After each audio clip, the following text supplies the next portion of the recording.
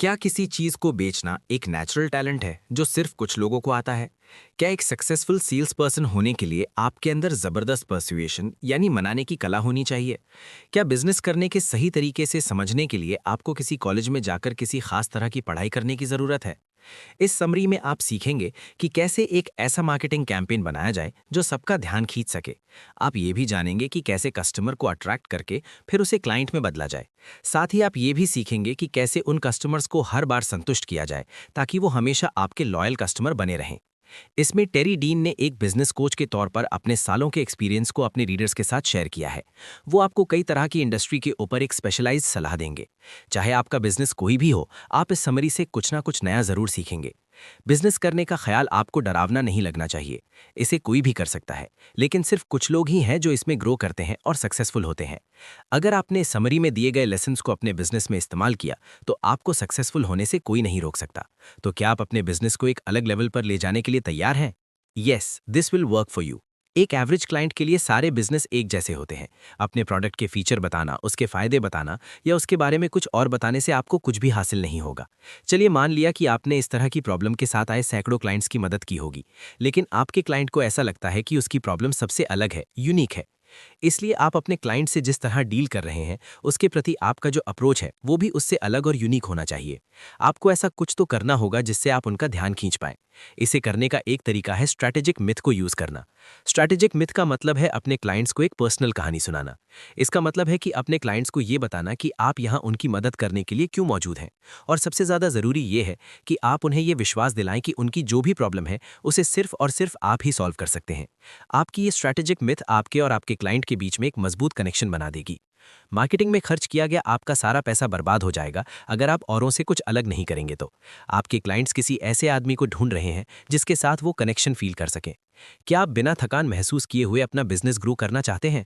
तो उसके लिए आपको कुछ ऐसा ऑफर करना होगा जो और किसी के पास नहीं है, और वो है ऑथेंटिसिटी यानी आपकी सच्चाई और आपका पैशन यानी आपकी लगन। आपको नीश पर यानी किसी खास रूप के लोगों पर फोकस करना होगा जिसके बारे में आप काफी पैशनेट हैं, और फिर उसमें अपना स्पेशलाइजेशन क्रिएट करें। हालांकि आपको ऐसे प्रोडक्ट या सर्विस ऑफर करना ज्यादा समझदारी भरा लग सकता है जो बहुत ज्यादा लोगों को अट्रैक्ट कर सके, लेकिन ऐसा करने से औरों से हटकर कुछ करने के चांस बहुत कम हो जाते हैं।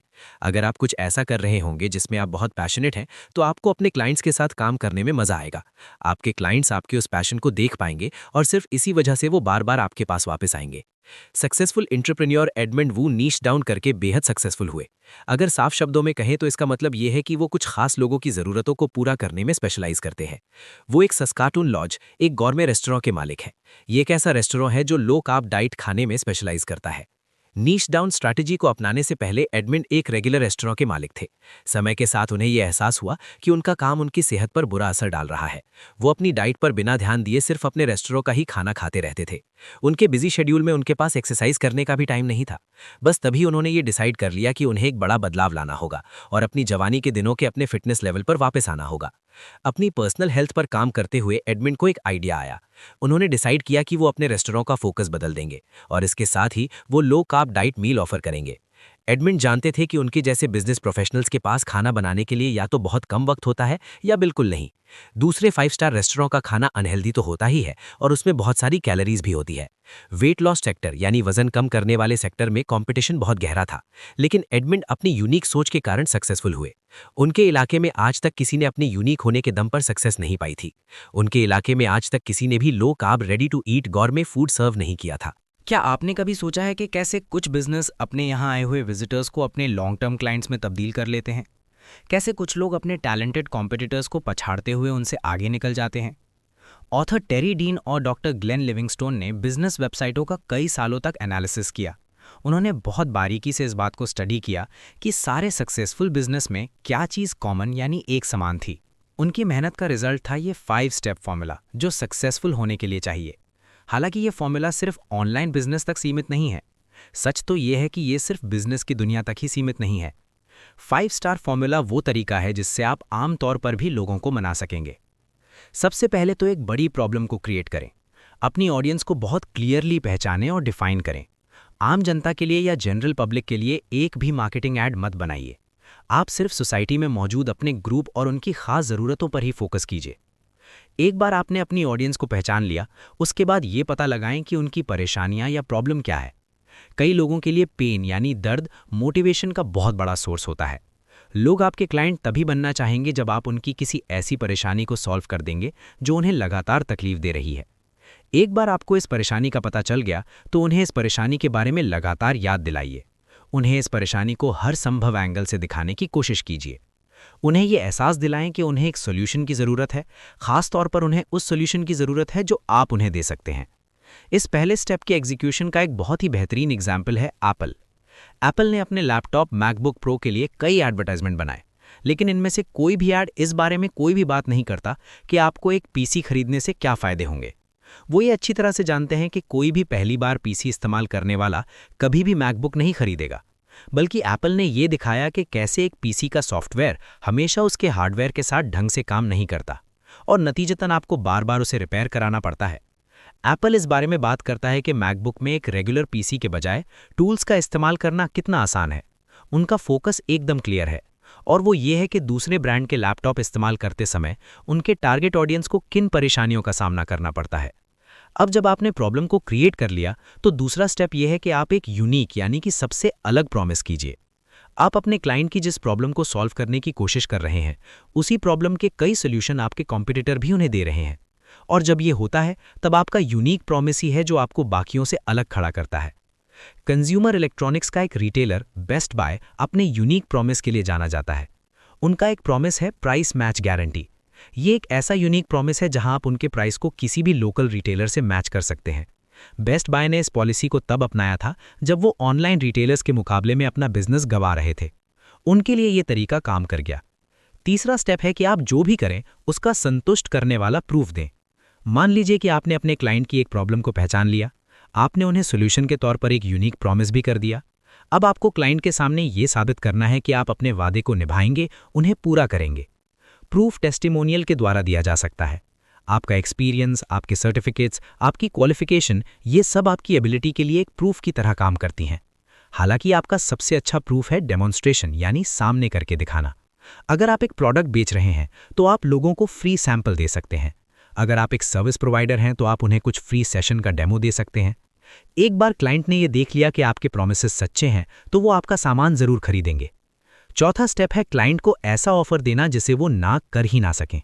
आपके क्लाइंट ये महसूस करना चाहते हैं कि उन्हें एक अमेजिंग डील मिल रही है।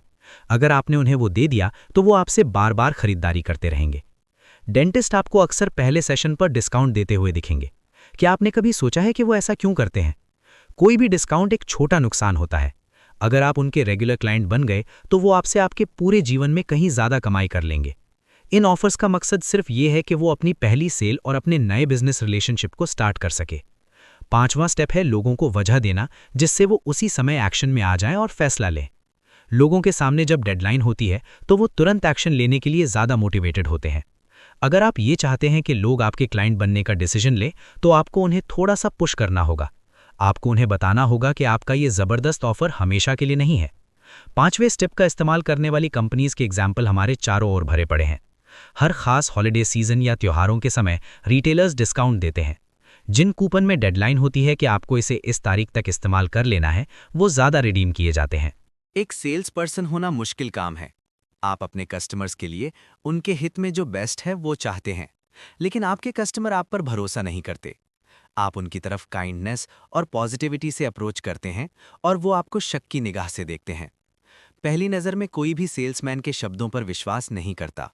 तो आप इस प्रॉब्लम को कैसे सॉल्व करेंगे? इसका जवाब बस यही है कि आप पुराने सेल्स के तरीकों को इस्तेमाल करना बंद कर दें। ज़्यादातर सेल्समैन अपने क्लाइंट्स को एग्रेसिव तरीके से अप्रोच करते हैं। वो अपने कस्टमर्स से पूछते हैं कि उनका प्रोडक्ट नहीं खरीदने के लिए क्लाइंट के पास क्या-क्या वजह हैं। इसके बाद सेल्समैन उन प्रॉब्लम्स को, उन वजहों को सॉल्व करने की कोशिश करता है। इस तरीके का सेल्समैन तर्क से कस्टमर पर हावी हो जाता है। वो अपने कस्टमर पर इस तरह प्रेशर डालता है कि वो यस में यानी हाँ में जवाब दें। हालांकि ये तरीका काम करता है, लेकिन इससे आपका क्लाइंट एक हैप्पी क्लाइंट नहीं रह जाता। आपके क्लाइंट को ऐसा लगेगा कि उसे ज़बरदस्ती सामान थोपा गया है। उन्हें ये महसूस होगा कि आप उनके दुश्मन हैं, उनके पार्टनर नहीं। इससे बेहतर तरीका ये है कि आप अपने कस्टमर को ऐसे अप्रोच करें जैसे आप उनके कंसल्टेंट हैं। उनसे ऐसे सवाल पूछें जिससे कि धीरे धीरे उनकी असली प्रॉब्लम बाहर निकल कर आए। उस प्रॉब्लम की वजह से उन्हें क्या क्या दिक्कत हो रही है, इसके बारे में उनसे डिस्कस करें। क्लाइंट को ऐसा महसूस होने दीजिए कि उस प्रॉब्लम का सल्यूशन ढूंढने में उनका भी योगदान है। इस तरीके में बस ये परेशानी है कि आपके क्लाइंट का आप पर भरोसा होना चाहिए। तो आप एक सेल्समैन होते हुए कैसे उनका भरोसा जीतेंगे? यही वो पॉइंट है जहां आपकी स्ट्रेटेजिक मिथ काम आएगी। बहुत ही कम लोग हैं जो एक सेल्स पिच को सुनना चाहते हैं। हर कोई एक अच्छी कहानी सुनना चाहता है। आपकी स्ट्रेटेजिक मिथ ये काम करेगी, वो आपके क्लाइंट को आपको सुनने पर मजबूर करेगी। उस वजह से आपके क्लाइंट आपको पसंद भी करेंगे और आपकी इज्जत भी करेंगे। हर स्ट्रेटेजिक मिथ में कुछ ज़रूरी फीचर होनी चाहिए। आपको सबसे पहले अपनी कहानी को इंट्रोड्यूस करना चाहिए और एक सेल्समैन बनने से पहले की आपकी ज़िंदगी के बारे में एक्सप्लेन करना चाहिए। इसके बाद आप अपने क्लाइंट्स को ये बताइए कि वो क्या वजह थी जिसकी वजह से आप इस इंडस्ट्री में आए और उस समय आपके मन में क्या चिंताएं थीं। उन्हें जानने दीजिए कि वो कौन सी चीज़ें थीं जिसने आपको इंस्पायर किया। वो कौन से चैलेंजेस थे जो आपने फेस किए। आपकी कहानी सुनने के बाद आपके क्लाइंट आपसे रिलेट कर पाएंगे और आपकी रिस्पेक्ट भी करेंगे। आखिर में आपके कस्टमर्स को अपने सक्सेस के बारे में बताएं और फिर ये कि कैसे आप उनकी मदद कर सकते हैं। आपकी कहानी खत्म होते होते आपके क्लाइंट आप पर भरोसा करने लगेंगे। एक सेल्स टूल के तौर पर एक कहानी में क्या पावर होती है, इसका सबसे बेहतरीन एग्जाम्पल है चैरिटी। चैरिटी कोई प्रोडक्ट ऑफर नहीं करती। चैरिटी में पैसे दान करने से किसी को कोई फायदा नहीं होता। लेकिन सबसे सक्सेसफुल चैरिटी लोगों के साथ अपनी कहानियों को शेयर करने से ही फंड्स जुटाती है। इसका सबसे बेहतरीन एग्जाम्पल है मेक अ विश अमेरिका। जो मेक अ विश को दूसरों से अलग बनाता है वो है उनकी कहानियाँ। उनकी वेबसाइट पर उन सारे बच्चों की कहानियाँ मिल जाएंगी जिनकी इस चैरिटी ऑर्गेनाइजेशन ने मदद की है। वो अपने भविष्य के गोल्स के बारे में बात करते हैं। उनका ये विजन है कि वो हर ऐसे बच्चे की जिसे कोई जानलेवा बीमारी है उसकी एक इच्छा पूरी करेंगे। जब लोग ये देखते हैं कि ये चैरिटी किस तरह का काम कर रही है तो वो मोटिवेट होते हैं इस चैरिटी में अपने पैसे दान करने के लिए। मेक अ विश ने लोगों का ध्यान इस बात से भी खींचा कि उनकी शुरुआत कैसे हुई, उनकी क्या कहानी थी। 1980s में फीनिक्स में एक कम्युनिटी थी जिसने एकजुट होकर क्रिस नाम के एक बच्चे की एक इच्छा पूरी की थी। वो ब्लड कैंसर के कारण मौत की कगार पर था, लेकिन वो एक पुलिस ऑफिसर बनना चाहता था। उसका पूरा शहर उसकी इच्छा को पूरा करने के लिए साथ आ गया। आपकी अपनी स्ट्रेटेजिक मिथ के लिए ये बेस्ट फॉर्मेट है। हो सकता है आपकी कहानी मेक अ विश जितनी दिल को छू लेने वाली ना हो, फिर भी आपकी कहानी आपके क्लाइंट्स को आपसे बेहतर तरीके से रिलेट करने में मदद करेगी। अगली बार जब आप कोई सेल करने की कोशिश कर रहे हों तो अपने क्लाइंट्स के साथ बहस मत कीजिए। उनसे पूछने से पहले कि आप उनकी क्या मदद कर सकते हैं, उन्हें अपने बारे में कुछ बताइए। इस रिश्ते के बन जाने के बाद उन्हें कुछ बेचना कहीं ज़्यादा आसान हो जाएगा। आपकी स्ट्रैटेजिक मिथ और 5 स्टेप फॉर्मूला बेहद कारगर सेल्स टेक्निक है। लेकिन जो लोग आपसे खरीदने से अभी भी हिचक रहे हैं, उन्हें मनाने के लिए आप क्या कर सकते हैं? दुनिया में लगभग किसी को भी कन्विंस करने के लिए इकलौता तरीका है फ्री प्रीव्यू। फ्री प्रीव्यू से आपका कस्टमर पहले से ये जान जाएगा कि आप जो बेच रहे हैं उसकी वैल्यू क्या है और वो वाकई में काम की चीज़ है या नहीं। ये दिखाने का सबसे अच्छा तरीका क्या है? ये डिपेंड करता है कि आप किस तरह का प्रोडक्ट बेच रहे हैं। हालांकि एक अच्छे प्रीव्यू के कुछ ज़रूरी फीचर होते हैं। फ्री प्रीव्यू को आपके प्रोडक्ट के बारे में एक क्लियर आइडिया देना चाहिए। फ्री प्रीव्यू अधूरा यानी इनकम्प्लीट लगना चाहिए। अब इसका क्या मतलब हुआ? चलिए एक आइसक्रीम शॉप का एग्जाम्पल लेते हैं। ज़्यादातर आइसक्रीम शॉप आपको किसी भी फ्लेवर का एक फ्री सैंपल देते हैं। हालांकि एक सैंपल कभी भी उतना बड़ा नहीं होता कि आपकी क्रेविंग को पूरी तरह सैटिस्फाई कर सके, लेकिन इससे कस्टमर को पता ज़रूर चल जाता है कि उसे फ्लेवर पसंद आया या नहीं। अगर आपको वो फ्लेवर पसंद आया तो आप उसका एक बड़ा टब खरीद सकते हैं। बस यही प्रिंसिपल अपने प्रोडक्ट के साथ भी इस्तेमाल कीजिए। आप अपने क्लाइंट को क्या ऑफर कर रहे हैं उसका एक छोटा सा टेस्ट उन्हें करवा दीजिए, लेकिन फ्री में उनकी प्रॉब्लम का पूरा सल्यूशन मत दीजिए। अब आप सोचेंगे कि एक लॉयर या एक अकाउंटेंट फ्री प्रीव्यू कैसे देगा? ऐसा करने का एक तरीका तो यह है कि आप एक काम की लेकिन अधूरी सर्विस अपने क्लाइंट को दीजिए। आप अपने क्लाइंट को उसकी प्रॉब्लम सॉल्व करने का पहला स्टेप बताइए। बाकी के स्टेप्स वो तभी ले सकता है जब वो आपकी सर्विस को हायर करेगा। इस तरीके से आप उसे अपनी काबिलियत दिखा पाएंगे। आप उन्हें बता पाएंगे कि आप उनकी मदद कर सकते हैं, लेकिन इसके लिए पहले उन्हें आपको हायर करना होगा। एक लॉयर का एग्जाम्पल लेते हैं। वो आपके केस से जुड़ी कोई भी लीगल एडवाइस आपको मुफ्त में नहीं देंगे, लेकिन हाँ, एक लॉयर आपको शुरुआती लीगल प्रोसीजर के बारे में बता सकता है। वो लोगों को क्लियरली इस बारे में एजुकेट कर सकता है कि उन्हें सबसे पहले क्या करने की ज़रूरत है। इस तरह लॉयर पहले क्लाइंट का भरोसा जीतते हैं और इसकी संभावना बहुत ज़्यादा बढ़ जाती है कि उन्हें हायर भी कर लिया जाएगा। एक ऑनलाइन स्टोर फ्री प्रीव्यू कैसे देगी? आखिर आप ऑनलाइन फ्री प्रीव्यू कैसे दे सकते हैं? इंटरनेट से तो लाइव डेमोन्स्ट्रेशन नामुमकिन है। अब यहाँ वीडियो का इस्तेमाल करने की ज़रूरत है। आपकी डेमोन्स्ट्रेशन ऐसी होनी चाहिए कि वो कस्टमर का ध्यान अपनी तरफ खींचे। आपको अपने प्रोडक्ट की सारी खूबियां बतानी होंगी। इसका एक बहुत ही अच्छा एग्जाम्पल है ब्लेंडर बेचने वाली कंपनी ब्लेंटेक। उन्होंने अपनी वेबसाइट पर लगभग हर चीज़ का एक ब्लेंड यानी मिक्सचर बना रखा था। जैसे एक वीडियो में वो एक गोल्फ बॉल को ब्लेंड करते हुए दिखाते हैं, दूसरे वीडियो में वो आईफोन और आईपैड को ब्लेंड करते हुए दिखाते हैं।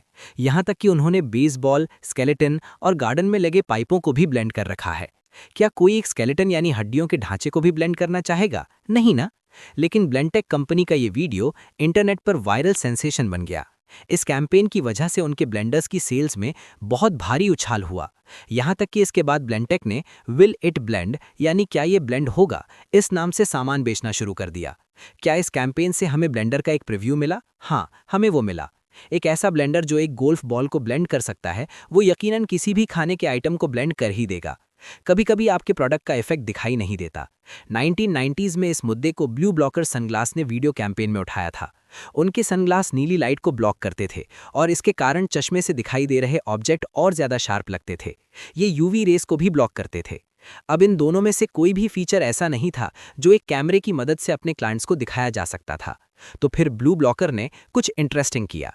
उन्होंने लोगों को उनके ग्लासेस ट्राई करने के लिए कहा और उनके रिएक्शन को रिकॉर्ड किया। इस मार्केटिंग कैंपेन से ब्लू ब्लॉकर ने करोड़ों ब्लू ब्लॉकर सनग्लासेस बेचे। जिन प्रोडक्ट्स में वीडियो कैमरे का इस्तेमाल किया जाता है उनकी ऑनलाइन सेल्स बेटर होती हैं। अपने वीडियो को इन्फॉर्मेटिव बनाइए, लेकिन उन्हें एंटरटेनिंग भी बनाए रखिए। एक बिजनेस के ओनर के रूप में क्या आप सोशल मीडिया का इस्तेमाल सही ढंग से कर रहे हैं? क्या आपको सैकड़ों व्यूज़ तो मिल रहे हैं लेकिन क्लाइंट्स नहीं मिल रहे? क्या आपने कभी ये सच में एनालाइज किया है कि फेसबुक ऐड कैसे काम करते हैं? सोशल मीडिया ने मार्केटिंग इंडस्ट्री को बहुत ज़्यादा बदल दिया है। आज आप लाखों करोड़ों लोगों तक बहुत कम कॉस्ट में पहुंच सकते हैं। फेसबुक का एग्जाम्पल लीजिए, वो हर ऐड को एक स्कोर देते हैं। अगर लोग आपके ऐड को लाइक, कमेंट या शेयर कर रहे हैं तो आपका स्कोर बढ़ जाता है। अगर लोग आपके ऐड को हाइड कर रहे हैं या नज़रअंदाज कर रहे हैं तो आपका स्कोर कम हो जाता है। हाई स्कोर होना क्यों ज़रूरी है?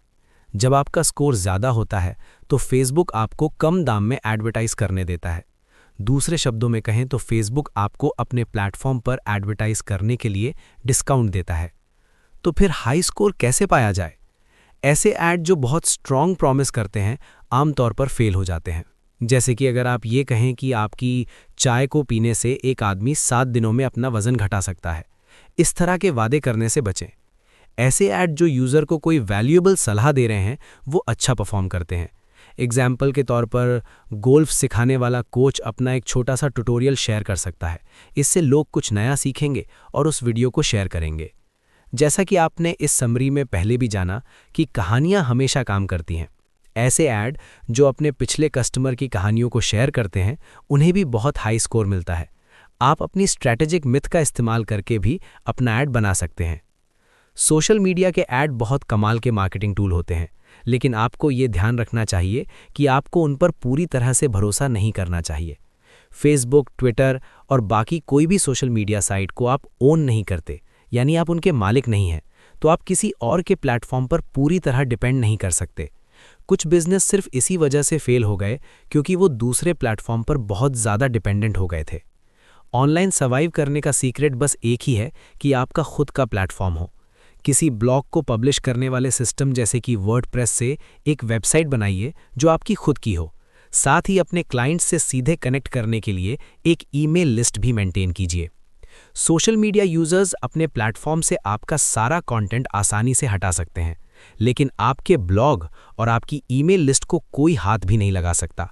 अपना सारा कंटेंट अपने ब्लॉग पर डालिए और अपने ब्लॉग को सोशल मीडिया का इस्तेमाल करके प्रमोट कीजिए। बिल्कुल नए सिरे से शुरुआत करके अपनी ऑडियंस को खड़ी करना काफ़ी मुश्किल हो सकता है। आप सालों तक एक छोटी सी ऑडियंस के लिए हाई क्वालिटी का कंटेंट बनाने में उलझे रह सकते हैं। अगर आपको जल्दी तरक्की करनी है तो आपको मदद की ज़रूरत पड़ेगी।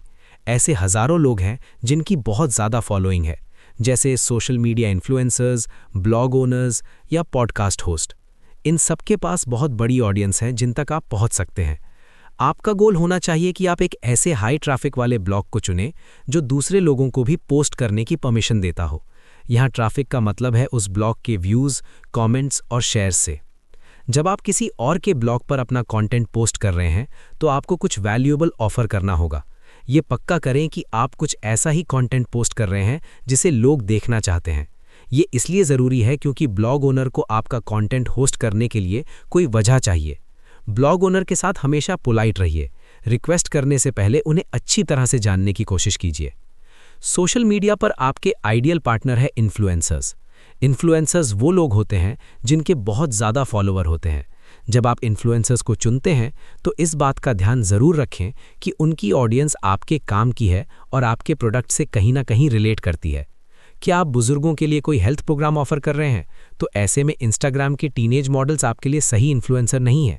जब आप सही इन्फ्लुएंसर्स को चुन लेंगे उसके बाद उनसे कनेक्शन बनाइए, उनके कंटेंट की तारीफ कीजिए, उन्हें ये बताइए कि कैसे उनके कंटेंट ने आपको इन्फ्लुएंस किया है। किसी भी इन्फ्लुएंसर को अपने पहले मैसेज में हेल्प करने के लिए मत पूछिए, पहले कनेक्शन बनाने के बारे में फोकस कीजिए। इससे आपके उनके साथ कोलैबोरेट करने के चांस बढ़ेंगे। मार्केटिंग की दुनिया में इंटरनेट क्रांतिकारी बदलाव लेकर आया है। आज ज़माना बिल्कुल बदल गया है। आज आप आसानी से अपने क्लाइंट्स को ढूंढ सकते हैं। ऐसे लोगों के साथ पार्टनरशिप कीजिए जिनकी बहुत बड़ी ऑडियंस है। ऐसा कंटेंट बनाइए जिसे वो ऑडियंस अप्रिशिएट करे। इससे आपकी सेल्स यकीनन बढ़ेगी।